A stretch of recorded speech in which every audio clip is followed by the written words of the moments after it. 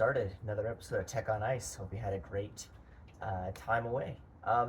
It's a little bit of a rant. I apologize. I was trying to do something last week and over the weekend, and uh, I just got super frustrated, and I wanted to talk about it. So I was trying to build something, and I decided to, kick the tires on a couple of JavaScript frameworks because I hadn't played around with them for a bit, and I needed to build like a little web app. So I'm like, okay, I'll give the JavaScript frameworks a chance. For anybody that knows me, I'm a .NET developer. I've been a .NET developer, but I've built like a lot of apps in front end SPA frameworks. And I think one of the things that I've always appreciated about them is that you can get things done like pretty quickly. And I was playing around with the newest version of a JavaScript framework. I'm not going to say which particular one. Actually, two different JavaScript frameworks because I gave up with the first one.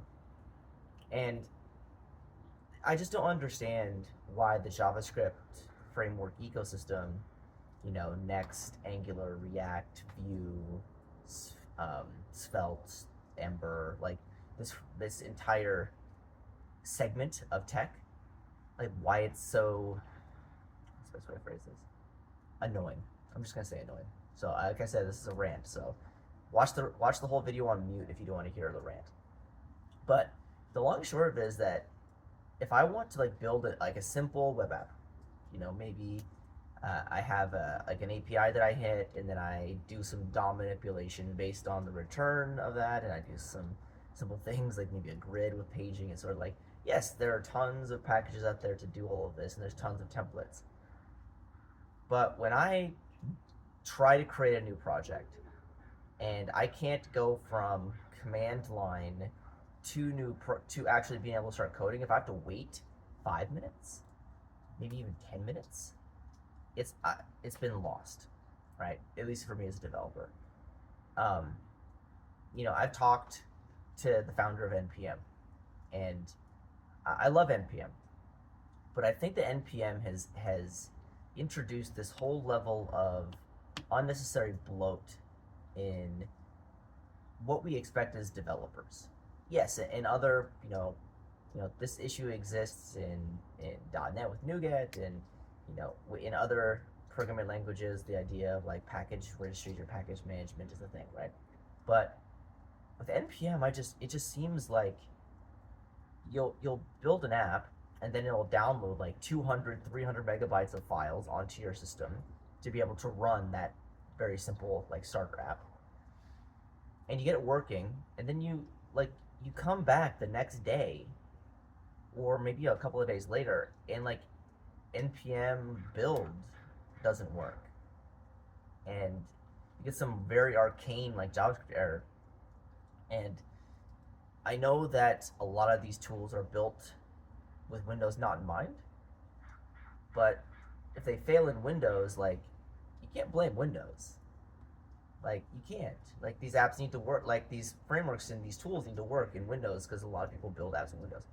Anyway, so that's the first part of the rant. The second part of the rant is that .NET has this issue too. So I'm not going to say .NET is innocent in this, but do we need 15, 17 files for a simple app? And a lot of files that I'll never touch as a developer? I mean, never touch isn't fair because there are probably tons of developers that will be in the comments saying, I use that to do this, and this is how you configure this. But it's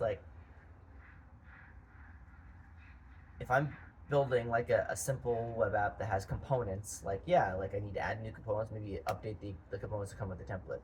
But there's all this framework and glue stuff that I quite frankly probably won't touch unless I need to maybe alter the API endpoint, or if there is some component that needs a higher level of inheritance, or it needs to get put in a particular thing, and then I just have to use Copilot or Stack Overflow to figure out what I need to do.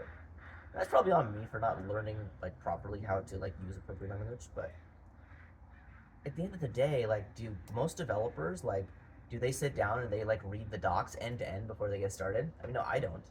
I'd much rather trial by fire and learn as I go than try to memorize a spec and then code to that spec.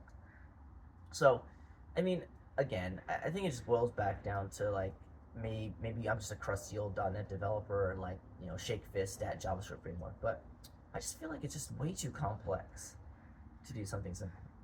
And I'd love to hear your folks' thoughts too. So why don't you comment down below and say how wrong I am or how right I am about JavaScript, because I think JavaScript wasn't meant to do this stuff. Like I remember when jQuery first came out and how jQuery made things like JavaScript very accessible for a lot of people. And yeah, jQuery has its problems, and I don't want to get into like the faults of jQuery. But if we go from jQuery to 15 files, that more or less does what jQuery does. Like, are we being better in the tech sector? Like, yes, these tools are far more complex and far more configurable and expansive than jQuery, but like if I just need to manipulate the DOM and vanilla JavaScript just doesn't do it for me, or it's really painful sometimes, like the solution shouldn't be to go to a SPA framework. The solution should be something in the middle, and I don't know what that middle is anymore. Maybe it is still jQuery. But so anyway, so that's my rant for the day. I hope you